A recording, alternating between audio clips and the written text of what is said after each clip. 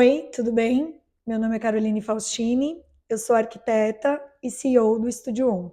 Mas para você entender o propósito e quem é o Estúdio On, você precisa entender quem é a Carol.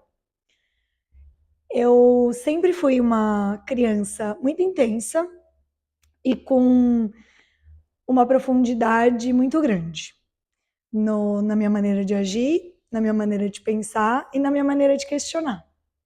Existe uma história muito importante que eu venho entendendo hoje, que é que quando eu era criança, muito pequenininha, 2 anos e meio mais ou menos, tinha uma professora que falava para minha mãe que quando eu ia no parque, eu pegava fogo. E quando eu desenhava, quando eu voltava para a sala de aula para desenhar, para fazer alguma atividade dentro de sala de aula, eu ficava muito focada, muito lenta, muito calma.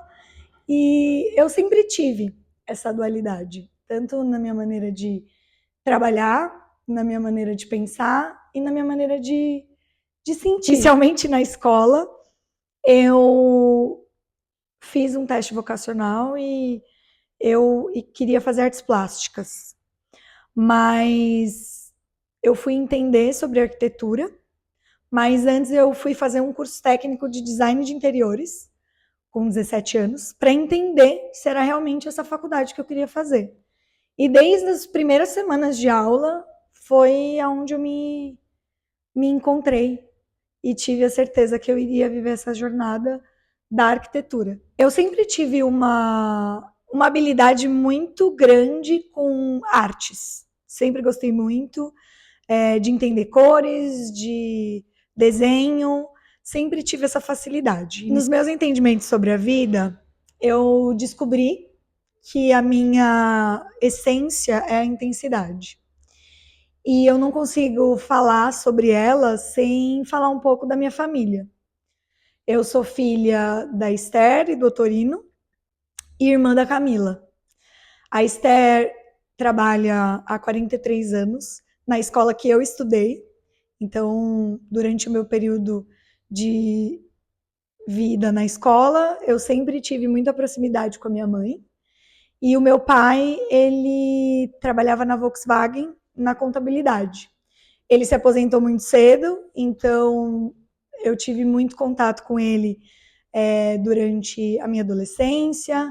Tenho muito contato com ele hoje porque ele trabalha junto comigo.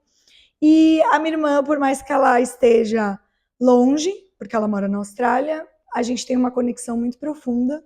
E foi através dela que eu comecei a buscar uma evolução muito importante na minha vida. Porque se não fosse essa evolução, o Estúdio On não teria nascido.